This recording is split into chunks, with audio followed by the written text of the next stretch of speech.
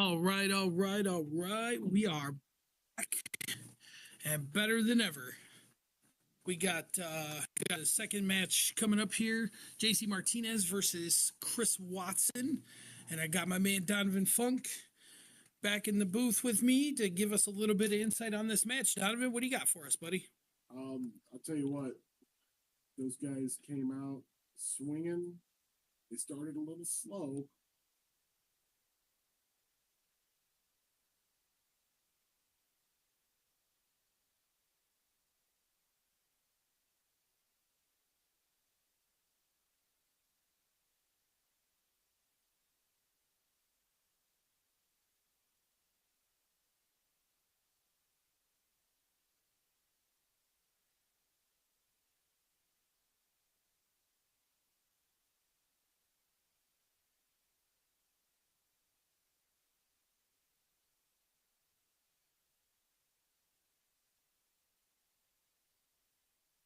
As it did, but those guys, man, missed match after match after match, and Andrew was able to just get it dialed in, and he pulled off the win, man. Yeah, they grinded away. It was good. Well, I appreciate you stopping in, Donovan. I'm going to bring you back in. Looks like these guys got going a little bit quicker than I thought they were going to. So, I appreciate you stopping in. Of course. We'll definitely get you back in here before the next match. But on the flip side of things, I want to introduce my the next person joining me for some commentary today.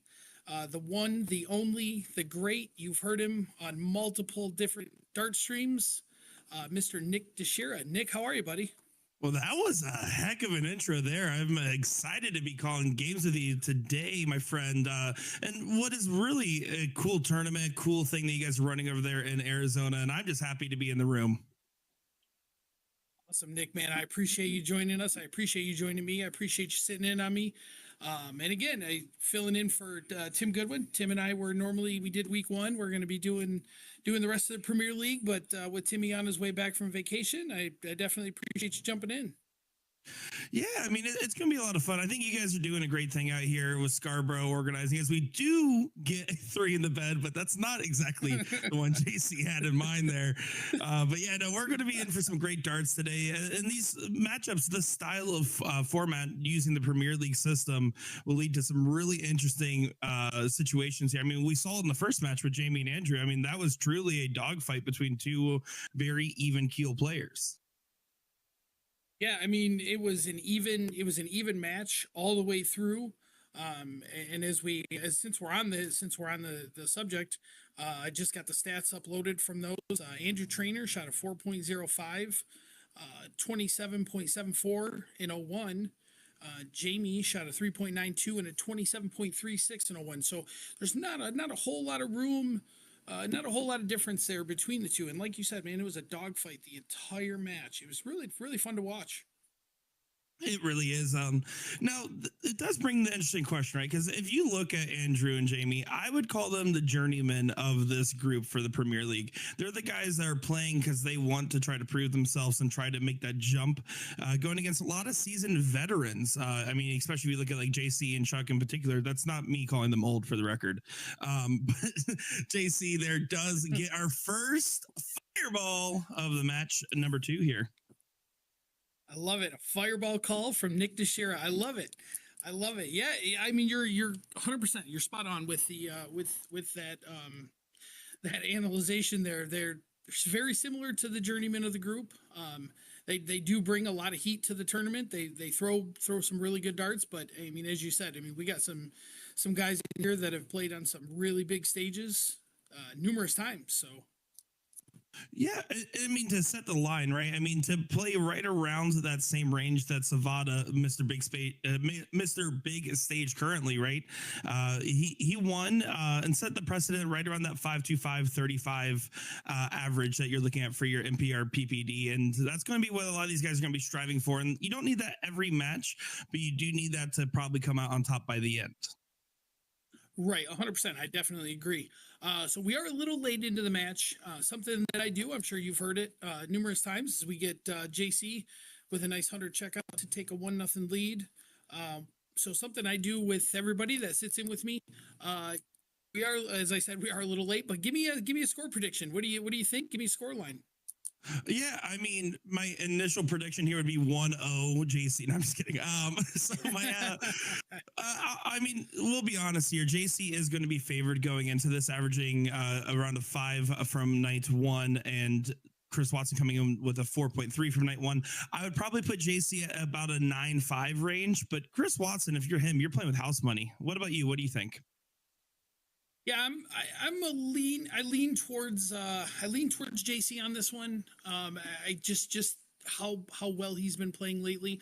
Although I will say we do have a draft league out here, and Chris Watson did draft me in the first round of that draft league last week. So please don't tell him that I'm picking JC here. Oh, absolutely, absolutely. I mean, I've been friends with Watson now for a few years. This around the same season that he started getting popular in the CSC and going on his run was just after his big bonus pool win with the PPD and stuff like that.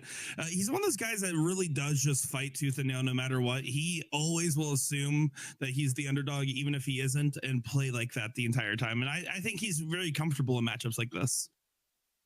Yeah, when he starts rolling, when he gets downhill, he is really tough to beat. I've seen him produce some really, really outstanding darts. Yeah, certainly, certainly. And you can see this battle early on, right? I mean, if you're Watson, you're like trying to make a game plan. I'm like going to sit down here and I'm going to write down, all right, well, first off, I'm going to kick JC in the knees. But after I do that, I'm going to try to get early jump. I'm going to try to get that first 4 games where it's in my favor, because then you're going to have JC starting to like have to really lock in and maybe get a little nervy. It's not going to come easy, as JC is always kind of cool and collected, but that's going to be what you have to do if you're Chris Watson. You don't want this to be one leg separation only between you two, and you definitely don't want JC to go on a run.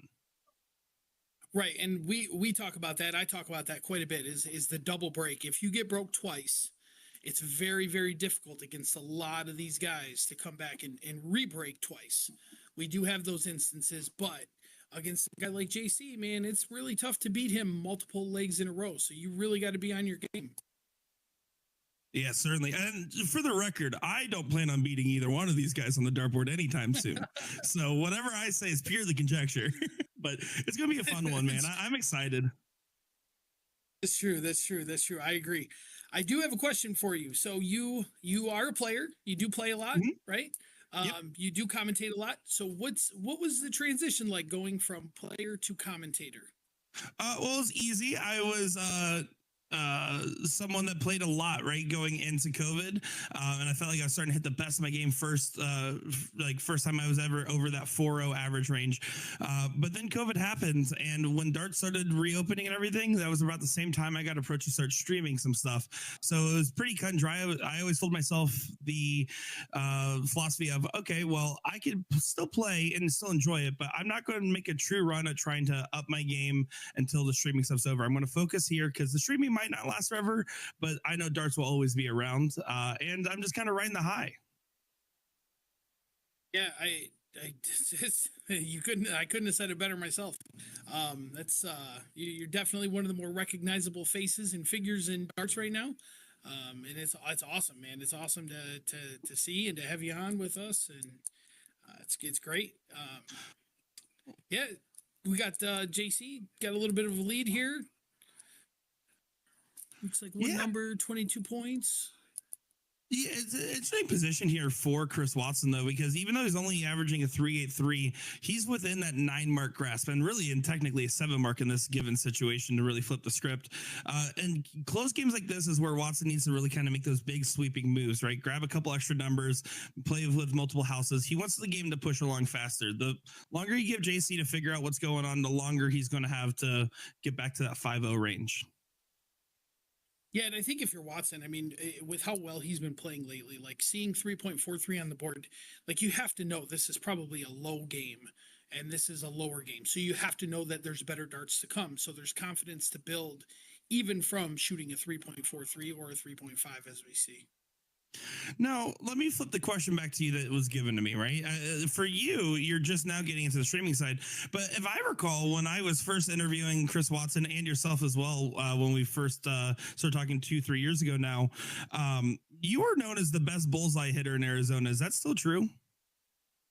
Absolutely not. It's not even close. That was I sold. I've I've since taken a gigantic step back in the bullseye hitting department, and I do more of the pointing and telling people what to do department.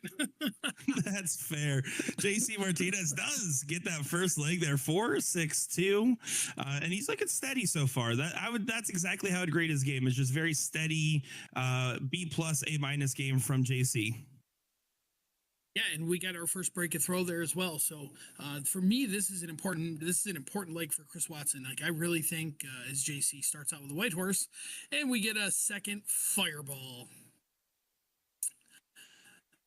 But as I was saying, I think this is an important leg for Chris Watson. I think he wants to try and get this one back, but got some work to do here. Yeah, it certainly does. But again, Chris Watson's going to have the I'm the underdog already mentality. He's going to have the it's okay to play from behind point of view. And honestly, if we're going to be honest, the 9-mark opening, I think White Horse is probably the statistically weakest one overall, but it's also the most demoralizing to go against. If you look at the stats on it, and that's purely conjecture. I haven't actually looked at any stats. I make up 99% of what I say, but that's what I truly believe.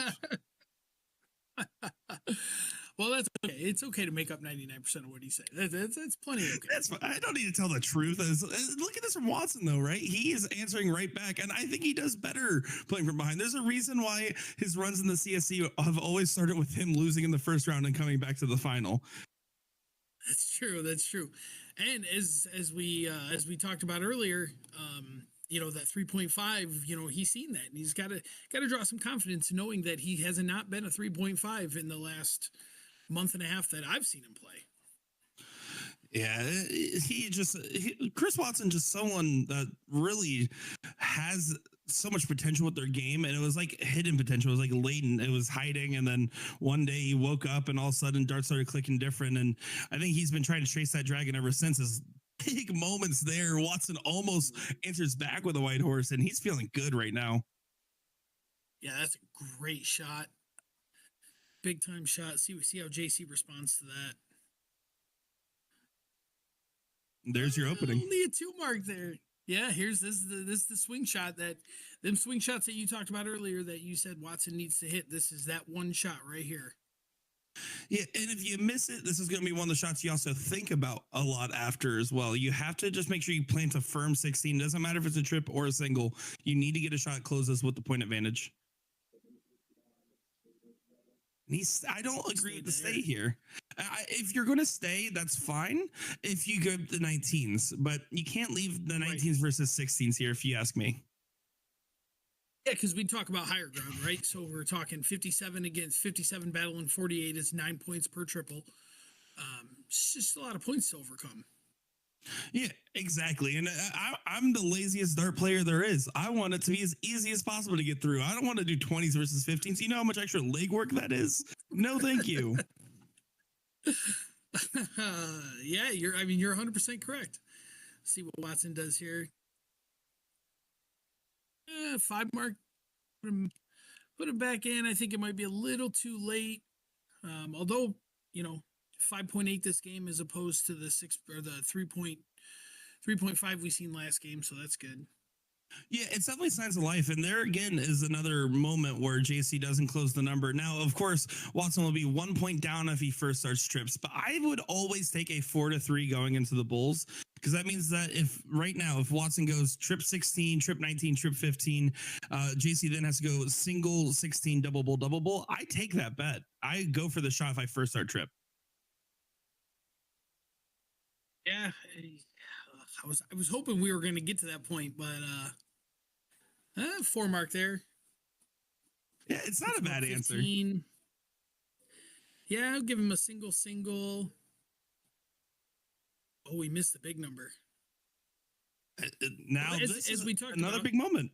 Yeah, I agree. I was just thinking the same thing. Do you kill the board? Hit the 5-mark and kill the board, take it to the bull, or? Based on my first start, the first start's a double. I'm probably going for some closes. If it's anything less than a double, I probably don't. I don't go close first here. I mean, you can. There's nothing wrong with it, but on the off chance where like here, I would never bet against JC hitting 3 bulls. I'll bet against him hitting 4 because anybody can deflect. Right.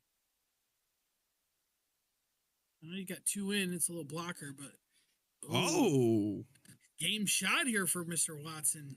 I'm going to eat my words. This goes to show, doesn't matter how many matches you commentate, you don't know what's going to happen sometimes. It's true. It's true. And he's probably kicking himself in the butt a little bit for not actually hitting that double 15 because 4 bulls is a lot easier to hit with 3 darts than it is to have to hit double. And that's true. And see, there, I know it's a frustration move to go after the first dart you missed, but if you still should stay for the double in that scenario, add 1 extra dart for JC. Again, unlikely, but unlikely is what led to some of the biggest upsets, right? For sure. 100%. 100%. I definitely agree with the double there. I wouldn't have thrown that 15. For me, it doesn't do you any good. I mean, it looks better on the board, I guess, but. That is true. That is true. And at the end of the day, bigger number, better player. Chris Watson 488 to JC's 456. Double 5 to coming in here. Triple 20.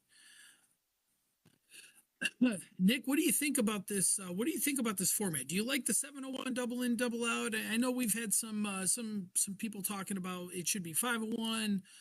Me personally, I like the 701 better. I like the longer game. I like the longer format. How do you feel about that?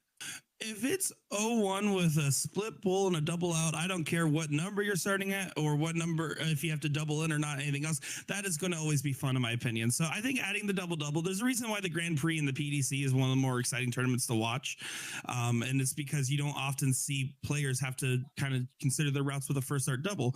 And it leads to some interesting decision making. You'll notice some players will just be traditional. I'm going for double 20 because it's the second highest double. When you see a lot of other players utilize the 16s, 15s, 10s where there's more vertical missing opportunity. I think it adds an extra layer of strategy. And for something where it's supposed to be elite players proving who's the best in Arizona, I think it's perfectly fine format here. Good. Yeah, I'm with you on that. We had for week 1, we had a lot of people chime in about wanting 501 to 701, and for me, I like the longer game. I like to see what these guys do when they're shooting. When they're starting off at 561 after they come in with 140 or whatever the case may be. Yeah, and also, I mean, specifically with these two, right? I mean, these are both players. As JC goes ahead and loads it up for a boom goes the fireball. Boom goes the fireball. I like it. But you'll see, like, these players, they're used to playing in that extended soft tip format, which, let's be honest, has only recently in the last couple of years become popular. Before that, it's hard to find soft tip tournaments that are more than best of 3, best of 5s. But like the CSC, obviously also a race to 9 format, but all cricket, this 0-1 will make it feel like a reprieve. As look at that. Look at a little back-to-back action. A little boom goes the fireball from Mr. Chris Watson. Yeah, this is good stuff. And Watson actually controlling his throw here, putting a lot of pressure on JC to have to find a finish on this turn. He can find a finish on this turn, but he won't. Oh, man, what a shot. What a shot. I was hoping for that 171 there. Now, this is where a lot of... Oh, sorry. No, you're good. I was just going to say Watson can tee up a nice finish here with a big 140 or something. But this is where the experience will show between these players, potentially, right? Is those 200s, those high 180 plus to 250 range, those setup areas are one of the hardest things to do when you're trying to keep yourself settled in a match that you're behind in. JC will have all the leisure here on his setup. Yep, I agree. And he's going to have Chris Watson coming to the board with 68. He's going to have some pressure on that 68 as well as JC utilizes the bullseye for a nice 142. I think triple 20 double 4 here, right? It's probably got to be the shot. Yeah, I think you absolutely go that route because then you can also do the 68 wire if you hit a single 20. You just don't want a 1 or a 5 here. Was you going for trip 12, it looks like, but look at this. Double 4 will be the look. And that's the shot. What a shot by Chris Watson. And some great performance from both of these players here. I mean, JC was feeling the pressure of going against the throw, but 38 points per dart there. I mean, when you're talking splitable format, that means you're averaging over 110 a round. That's exactly what Chris Watson needs to do to continue to add that pressure. Even if he's going second here, even if JC does that, it doesn't matter. If you're over that 35 point per round target line, you're going to be feeling pretty okay with how your darts are going. Yeah, I definitely agree. And you know, like you said, no matter really who you're playing, but man, JC coming out with a big 152 there. That's a big time in. Yeah, that's massive. And you'll see the difference here. Watson's dropping his darts a little bit low on these doubles and then overcorrection on the last. If you're going for the 16s or 15s on your open, again, you have that verticality where you can miss just a little bit more. It's a little bit more forgiving. And the points saved is the difference makers. JC's on for a perfect game so far. Yeah, it was pretty crazy. The last in week one, we had, I think we counted, Tim and I counted, I think we had 7 or 8 people come in 160 and then come back 180. It's pretty wild. Crazy. So it's cool to see. Yeah, it's cool to see JC go the other way, go 152 and then come back 180. I hope he continues it here with one more time with a fireball, JC.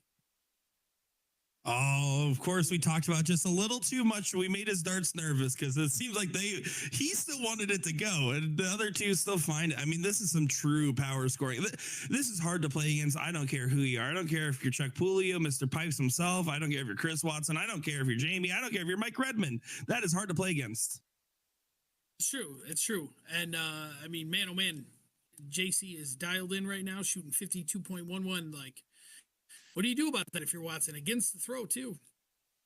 Again, house money. You just have to almost not care. Just take a page of a nihilism book, right? And just assume nothing matters until something matters. Yeah, I agree. JC with a big 134 there to tee himself up for a 98. Interesting to see how he approaches that 98. You know, with Watson back on 430 here, I don't know that triple 20 double 19 would be the best look, but we'll see what he does. Yeah, he can just tee it up however he likes. The soft tip doubles are a little bit bigger, so you can kind of go right at him if you prefer. In that case, he does go outside. I think after the first miss, you just tee it up. I don't think you need to stay for 2 darts there with Watson back at 430. Yeah, for sure. I agree. I mean, maybe he's probably got another 6 darts or so, I would guess. But yeah, you don't want him. I mean, funny things can happen in darts. It happens all the time, right? So. Certainly. I miss doubles for a living. Oh, that's awesome. Goes right at it and sticks it first start. This is a good shot. Yeah, scoops it right on in there. And you can see Watson regress back to that 27. Now, again, he was going against a very informed JC with the throw. So even if he was throwing a 38 or 39, he would still probably have not been in the mix. He may have gotten 1 ton plus shot. So it's a tough position to be in if you're Watson. You just need to continue to pace yourself. And that's what he does best, right? He takes that extra moment to come to the line, takes that deep breath. He's always focusing on resetting his composure before getting to the dartboard. Yeah, I definitely agree. Cricket, I think JC's I think Chris Watson's cricket game has been extremely stellar and extremely on point as of late, as he starts with only a 2 mark, but he's been playing really well cricket lately. So as we get a boom goes the fireball for Mr. JC Martinez there. So let me ask you this here is basically when I was looking at the initial draft for the Premier League here, I mean, Savada, Pulio, Carter, Martinez, right? Those are the top 4 in that group. And the other 4 kind of like, again, those guys trying to push in there, including Scarborough in that sense too. Do you agree with that take? Do you think, who do you have as the front runner to get to that Premier League final night? Yeah, so if I were to pick, I mean, it's really hard to. The cop out would be to pick Adam Savetta, right? Like that's the Sure. He won week 1 pretty much in dominating fashion. He didn't. I mean, not many guys can break JC Martinez, and I think he beat JC, if I remember correctly. It was like 9-3 or something like that. So Adam Savetta would be the cop out. I would say Adam. Probably Adam and JC would be my two front runners. If I was picking another one, obviously As you said, Carter and Pulio are probably, in that top four. Sneaky, I think Scarborough's playing extremely, extremely well right now, and I think he's fully capable of beating really any of those guys in that top four. So, Jamie and Trainer and those guys they're all playing really well. But I'd probably go with JC and Savetta as would be my top two front runners. Yeah, and I think that's a fair take there. You kind of look at it, and there's about five guys here that do average over a 5.0 in cricket, and that's kind of where I've been basing some of my picks off of here, including Scarborough in that mix as well. It's just hard, right? I mean, it's hard to predict how this format plays out. It's about who has the most stamina on top of having the best game, and it adds that extra factor, which is where these guys, if you're, the Jamies, the Andrews, the Chris Watsons of the world, and you're trying to figure out how do I go ahead and get a good run going, it's just by simply outlasting somebody, getting through that first round match, and then just kind of playing it out and hopefully gassing some of these seasoned veterans.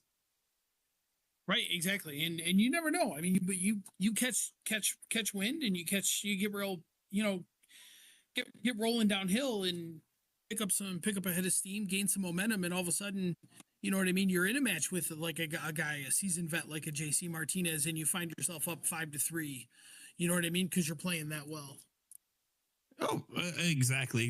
Look at that there. JC in double time fashion, 5.44 to a 2.5 there for Bar Darter Watson. That was good stuff. I do want to ask you something, Nick. So I know you were out here. You've been out here to Bull Shooters as we're we're coming to you live from Bull Shooters. Well, I am. I know you had a chance to sit and meet with Mike Bates when you were out here. Do you have you got anything you want to wish Mike well or anything as he's going through the stuff that he's going through right now? Yeah, I mean, of course, thoughts with him and his family during this trying time. But also on top of that, I mean, if you're anywhere across North America or even anywhere in the world, and you look at how to cultivate a darts, look at what Mike Bates did with Bull Shooters. Look at their Masters League lasting over 90, 100 seasons, something ridiculous like that. You look at stuff like that. You look at the way the dart players get treated. You look at the way that they are impassioned with adopting innovations in the darting community. And that's the reason why Phoenix, Arizona in particular is such a hotbed. There's a reason why a regional tournament for the Bull Shooter Pro Tour stops at that bar. And so, with Mike Bates, I obviously wish him the best of luck with his battles and, positive thoughts. But also to everybody else is, hey, you know what? Right now is the time to learn from Master Uguay here and take some notes on what you could do in your local darting areas. Absolutely, and I know Mike appreciates all that. He appreciates everything he's saying. Hopefully he's watching. I'm not sure if he was able to score a tablet. He has with us on him mute. where he's at, but He's only watching the yeah, right. You're probably correct. He's probably like, man, these guys, I'm not listening to them. But yeah, I mean, you're correct. I mean, this bar is phenomenal. It's and the players in the area. It's an absolute hotbed. The amount of dart players that we have from a 3.3 to a 3.8 is insane. There's got to be 100 of them out here. No, exactly. And while we are on the serious note, I do want to say one more thing here. I'm sure plenty of people are already well aware, but of course, my thoughts go out to Pam Irons' family as well. Of course, that was a very tragic thing that happened. Someone that I met before at an event in Vegas years and years ago. I actually was playing darts with her daughter, Madison Rome. And to hear that news is very tragic. I know she was involved with the Arizona dart community as well. So our thoughts do go out to her family there. Yeah, absolutely. It's a great point. I'm really glad you brought that up. Again, our thoughts go out with Pam's family as well. So I'm glad you brought that up. I'm glad you said that. Yeah, absolutely. When I believe that was the same tournament where I met her daughter. Is the same tournament I met Tim Goodwin as well, and my life's been worse ever since for Tim being a part of it. And I'm pretty sure it was back then, the Goodwin brothers. Yeah, the Goodwin brothers. Yeah, that's my co-host. It's the guy that sits alongside me. So Now, Oh, to get back into the mix here, right, and take a look at what's going on right now, we're seeing JC giving us his like C minus game. We're seeing him really struggle. Watson needs the pounce. He's kind of getting caught up around the same average range. This is where his 4.88 performance needs to show, because JC will snap out of it as he's starting to here. And Watson, this is a great opportunity to get another leg on the board. You're doubling your amount of wins, and it doubles your amount of confidence, if you ask me. yeah, I agree. I'm not sure. Yeah, I think I think he threw that second was a little rushed. I think you seen him kind of put his hands up and step back and kind of say, whoa, like what are we doing here? It's good to see him take that step back, but albeit it might be a little too late in this leg, as JC seems to be on cruise control now, finding his second gear there. Yeah, and that's the thing, right? Is JC is just able to know exactly what's going on with his form. And the most impressive thing about JC is I love that he like proved the points that it doesn't matter what's going on with your body, your physicality, with him, with his eye surgery, his cataract, the eye patch, everything else, the stuff that he's been going through the last 12 months, his dart game has not really changed statistically speaking. He's been maintaining the same standard, if not even playing better, regardless of all those surgeries. And it just shows that darts is one of the most ubiquitous sports, regardless of who you are. It's phenomenal. Yeah, I'm here to tell you, I watched JC play a league night with an eye patch and shoot like a 5.5. So I'm not sold that the eye patch was bothering him too much when it came to darts, anyways. It was. I mean, I remember him in the finals of the Arizona Bullshooter. It was Team 3 Eyes with him and Adam Savada going against Fatim and Pulio, and it was a phenomenal. Or it was final or right before the final. It was in either case an intense matchup, and he was not handicapped at all. It was disgusting. I need maybe a third eye to start throwing darts better, and he can do it with one. Oh, that's awesome. Well, JC here coming up to the board looking for 3 bullseyes to close this one out. Ooh, and he does. We got a 6-1 scoreline here, buddy. Yeah, this is the really tough moment, right? When the separation between you and your opponent, or they're closer to the finish line than you are to them, is one of the most improbable positions to come back from. But improbable is the key word there, because it certainly is something that can happen. But Chris Watson knows that every dart must feel important. Every dart has to hit, and you have to try to not psych yourself out while having that mentality. Yeah, it's a big 120 in there. I think that's big first confidence on the throw as well. I talk so much about double breaks. You hear me say it 100,000 times over again. The double break is so important in this long format. Because if you get broke twice, it's really hard to make that long comeback over a 9, possibly a 17 game stretch. So he's got some work to do here. Yeah, certainly does. I mean, right now you look at JC's winning averages: a 35, a 4.62, 4.56, lost with a 42 point per dart, one with a 43, one with a 5.44, and a 4.27. So the last game being his statistical worst. But otherwise, he's been playing just pretty steady JC darts here. And Chris Watson's had big variance, right? His lowest game at cricket is 3.5, and his lowest 1 at 22. But he has had highs where he shot a 38 point per dart and a 4.88. He's not far off the mix. The difference between these two players is who can stay in that range the longest, who can be the most consistently behind the wheel driving with their average there. Is look at that. JC Martinez, La Máquina gets a fireball there. Another big fireball there for JC. He's got quite a few of them in this match alone.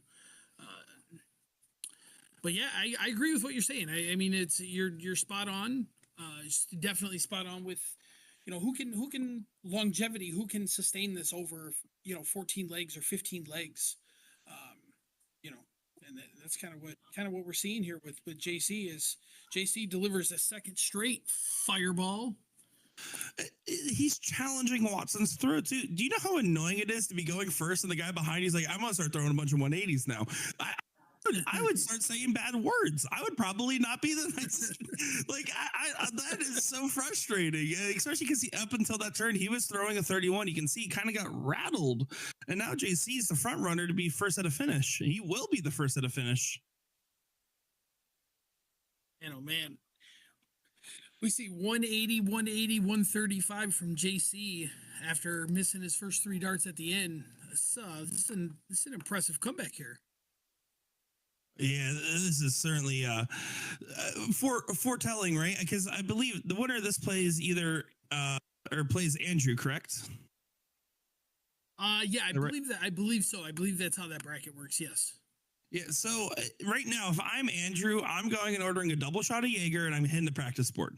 That is exactly what I'm doing. He's more of a Jack Fire guy, but yeah, he's probably up there right now with Fire guy. Oh, that's awesome. Well, we got a 7-1 score line here. It's an uphill battle.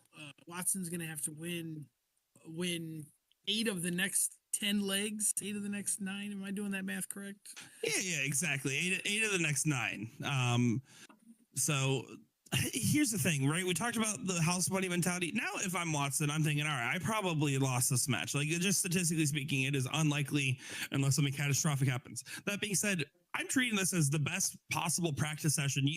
People will pay money to practice against talents like these guys, right? Against these true tough competitions. It's going to be something that Watson's going to make. All right, well, right now I can refine my run and try to get going for the next go around here, because that's the best part about having a multi-night system like this.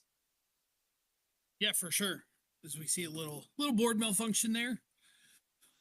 Nothing crazy, nothing that La Maquina can't take care of. 621 playing 660 here. JC is just dialed in. Nice 121 there.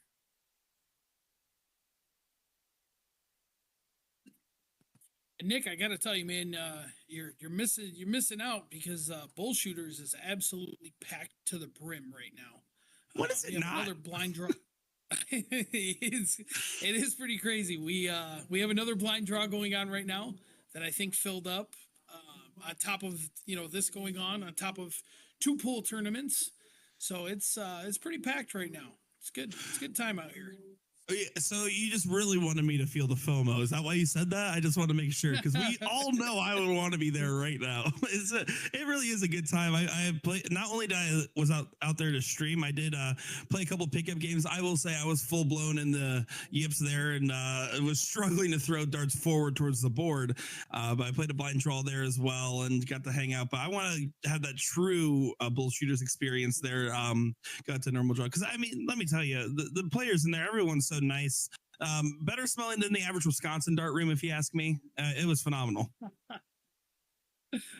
Oh, we get another fireball there from JC. That's a good shot there. Big 180. So, I mean, as you talked about earlier, Watson, you're kind of just playing with house money. Got to find some confidence here and try and get 1 on the board before you can get 2 and 3 and such on and such forth. But he's struggling a little bit right now. Only 41 there, only averaging 14.82 points per dart right now. So, and looking at the separation, they played 4 games of cricket so far. And looking at it, after 4 games, JC Martinez averaging a 4.72 to Watson's 3.65. So over a 1 mark per round difference. And something like that is, again, where if you start feeling like there's a big separation, you have to start making these games shorter. You have to start going for hyper aggressive plays. And that's something that Mike Scarborough actually probably does best in that room, is playing that hyper aggressive form of cricket where he shortens legs. And that's where he kind of started becoming that giant killer, in my opinion. It was from doing strategies like that, and that's what Chris Watson needs to start considering now. Yeah, I gotcha. I'm being joined in the booth here by Mr. Adam Savetta. Oh, Mr. Shiny Head. Oh, he didn't hear me yet, right? I was safe to say that. Can you hear anything? No. Or we're live on the internet. Yeah, we're live on the It's amateur hour over here. We're just having fun. That's all it is. As JC Martinez does get that with a 33.38. So pretty pedestrian game, but Chris Watson, unfortunately, not really challenging him there with only 22.71. And it is now that dreaded match point scenario where every leg just is so heavy if you're Chris Watson here. Yeah, it's I mean, like you said, I mean, it's back against the wall. One, you can't lose any more legs.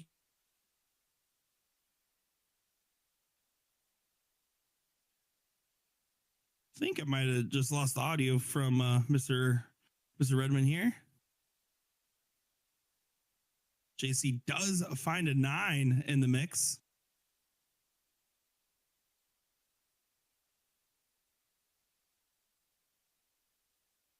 And see there, that last star, unfortunately, I'm not being able to hear Mike, but yeah, it looks like he's going to try to. Oh, we got him back. Let me see. There we go. Got me? All right. Yeah, we got you. We got back-to-back 9 marks from JC. He said, I want to finish this game before Mike can reconnect. Yeah, I was sitting here and I'm like, oh man, reconnecting. Well, that's kind of weird. I think I'm blaming it on Adam. Adam sat down and I would blame it. And the whole thing went to oh man, JC averaging 9.0 here. Yeah, he has not missed yet. Oh, and he only in a single bowl. You blew it, JC. 8.33. I don't know that that's going to get it done against Mr. Savetto over here, but we'll see. We'll see what happens. And you can see Watson does to go ahead and throw in a 9 as a little goodbye present as JC is 2 bowls away here.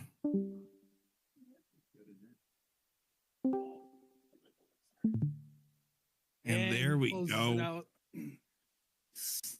7.64 for JC to close this one out. 9-1. 9-1, Nick. Man, oh man, it was much different from the first match we seen with Andrew and Jamie. Yeah, it absolutely was. I mean, what this shows is, and we'll be clear, Watson's not going to be happy with his performance today, but JC, that's a good settler. That's going to make it really promising for his quarterfinal win here to be able to be a potentially big run. Yeah, I definitely agree. It should be